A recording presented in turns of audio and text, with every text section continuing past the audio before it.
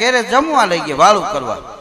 અમે એક લાઈનમાં જમવા બેઠા, પેલો જ હું બેઠેલો. તો એ ભાઈ થાળી મૂકીને રસોડામાં ગયા ને ત્યાં એક છોકરો મારી બાજુમાં આવીને બેસી ગયો. મેં એ ભાઈને પૂછ્યું, મેં કીધું આ બાબો? મને કે મારો બાબો. ધીરુભાઈ મહેમાન જોડે જ જમે. મને દુઃખ થયું. મેં કીધું અમારા છોકરા અમારા ભેગા ન જમે ને કોકના ખહુરિયા ખાય, આ તો તકલીફ કહેવાય. આપણે તો પ્રોગ્રામમાં ગયા હોય ત્યાં કાંઈ ઝઘડો જ ન કરાય, બધાય જ નહીં. પછી મેં આઈડિયા કર્યો. મેં કીધું ભાઈ મને તબિયત બરોબર નથી, મને પરબારી ખીચડી જ આપો. ધુવાણા નીકળે એવી 3 ચમચા મારી થાળીમાં ખીચડી નાખીને ભાઈ રસોડામાં ઘી લેવા ગયા ને, છોકરાનો હાથ પકડીને મેં ખીચડીમાં ખોઈ દીધો. અને છોકરો રાડો રાડીને દેકારો. મેં કીધું ધીમો રે ને, હું ઉતાવળ છે નહીં, ખાઈ જાઉં.